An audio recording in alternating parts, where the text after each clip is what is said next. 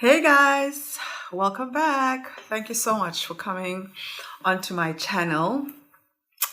Really appreciate it. Thank you so much for jumping onto the channel. But before we get started, I have so much knowledge to share, so much content to share with you guys with reference to how to get into the retail market, how to penetrate the South African market and to become a supplier for retailers in South Africa, which include all the big retailers. I've worked with all of them. I've gotten clients to sit in front of buyers. So before we get started, hit the subscribe button. Click like, share this video with your friends, leave a comment, which means so much to me if you leave a comment, because that means you're engaging with me and you're asking valid questions. There's no such thing as a stupid question. Ask me anything, suggest a video that you'd like for me to shoot, and that would be, amazing. I'd really like that. So please subscribe. So today, what we're going to talk about, I actually wasn't going to do this video. This is a very impromptu video for me. I was watching a YouTube channel. I hope the lady doesn't mind me, naming her. She's not my friend. I just really like her content, and she does a great job in reviewing makeup. The lady's name is Mehlali Ndamase.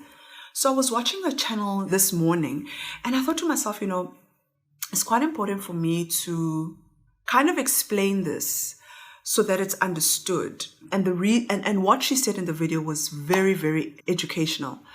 So she was reviewing a range of Estee Lauder, an assortment of Estee Lauder foundations. I think the assortment included 44 shades. And in the video, she made such an interesting comment and said, the balance of these shades, a lot of the shades are for lighter skinned women. And the other balance, which is, far less than the lighter shades, are for dark-skinned women. And I thought to myself, you know what? She's making such a valid point.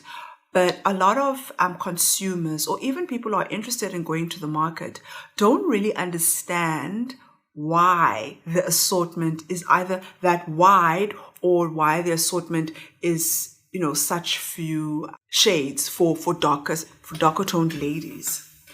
So before I even jump onto how we see it in the context of buying, this video is going to address how do sales and sales figures drive the assortment.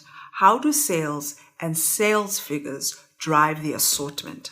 I know in one of my videos I did cover quite briefly on how buyers look at past history. That is what tells them what to buy for the upcoming season, all right? So there are a range of factors that play in, one selecting a specific assortment. I'm just going to mention a few. The first thing that influences buying assortment is the sales figures that happened week in, week out within a season. A season comprises of most times 4 months, right? So when Estee Lauder was buying that range is influenced by what the consumer is saying. They don't just go out in the market and say, okay, we're going to put out 44 shades and the balance of the shades are going to be for light-skinned women and the other balance of the shades are going to be for dark-skinned women, and we're only going to give 7 shades to the dark-skinned women, and the balance of the 33 are going to be for the light-skinned women. It doesn't work like that. Firstly, Estee Lauder on its own is quite I would say, premium brand in the makeup space, right? So, number one, consider that it's a premium brand in the makeup space. Number two, the sales and sales figures influence the assortment. Number three, the trends. So I'm going to cover these 3 points. So number one, it's a premium brand. So because it's a premium brand, Estee Lauder went out into the market to understand who is their customer. How much do they make? How much do they earn? What is their disposable income when it comes to makeup? After they've paid for all the other expenses, how much is left in their budget for them to buy makeup? And then they developed a product for that specific customer. Where did they get that data? They probably, at the inception of launching these foundations, they had to test the market and to see what shades are working at what price points. And when you walk into an Estee Lauder, you'll see there's probably a foundation for 400 Rand, a foundation for 600 Rand, and a foundation for 700 Rand. Each foundation has its own function and does a different thing, but fulfills a different need for that customer. And that need, it's you guys who tell us what you need. Retail is all about the customer. It's not about, buyers never buy what they want. It's not an emotional choice. It's a very scientific way of choosing product, because you have to look at your data. You have to look at what your data is telling you for you to buy a range. So, as I was saying, choosing product is quite a scientific thing, for buyers. We never select product that we like. Everything is data driven. You walk into that department and you fall in love with the product. That's what we always say. I fell in love with the product, because you inherit that department. Okay. So number one, Estee Lauder is a premium product. So they went out into the market, they did their research, they understood their customer, and they fulfilled the need of that customer. So Mahlali's statement in that video was that the bigger assortment is for the lighter skinned. So I think the point that I'm trying to make here is that I don't want people to think that, products are chosen, for that color skinned people, and then our people are not catered for. That is not what it is. But yes, there are factors economically that play into being able to afford that product, right? And what happens in that instance is that Estee Lauder then will notice that the market is growing like crazy. And let's say Revlon has a huger market share for dark-skinned women, right? And they want to steal that market. What then they will do, they will introduce an open price point range. It's an OPP, an opening price point. Opening price point means they will then engineer a range which is targeted to a larger scale of customers that they are looking for, that they want to attain, right? So as I was saying, we never sit and think to ourselves, let's only cater for this customer. The customer is the one who leads us to where you want us to go. The customer is king for retail. So everything that is selected is very scientific.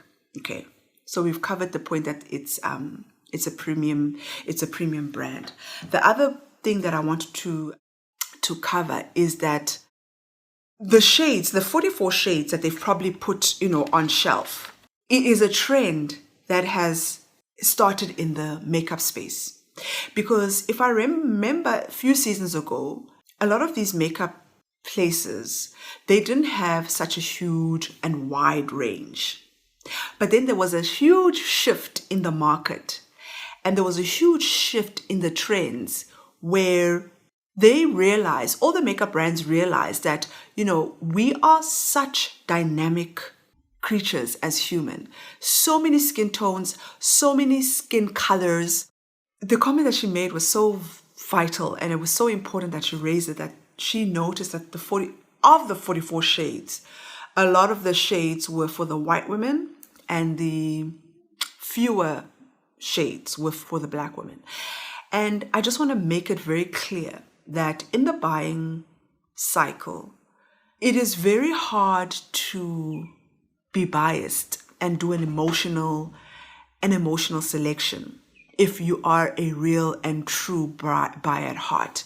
Because more often than not, I can guarantee you 100% of the time, you select product based on data, and the data is history, sales history, how you traded in a season, the design brief, what the designers have picked up in the trends that are happening in the entire world. We're usually influenced by the US, the UK, and Asia.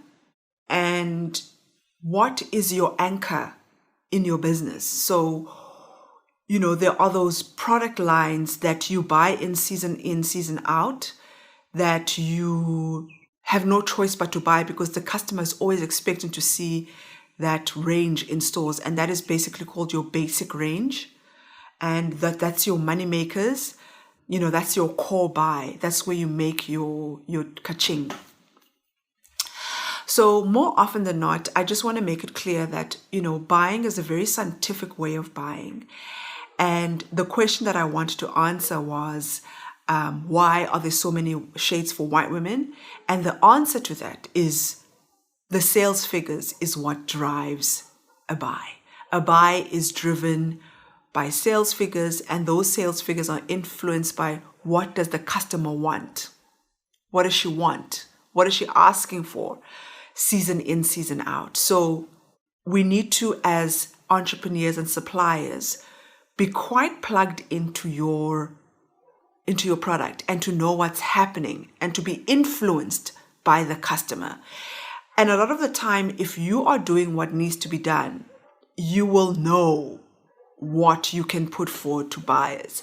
So I think this video was an impromptu video. I just wanted to answer that question, is why is there a bigger balance of certain shades than there are for others? And it's a scientific choice. It's what the customer is voting for week in, week out. And what we do, we read the sales and we keep on ordering what the sales are showing us. So yeah, thank you for jumping onto my channel. Please hit subscribe and the like button and share this video with your entrepreneur friends who you know are in this business. And I'll catch you on my next video is going to cover, at what point does a buyer look at your product? At what point does a buyer look at your product? Please make sure you watch my next video and I'll see you next time. Bye.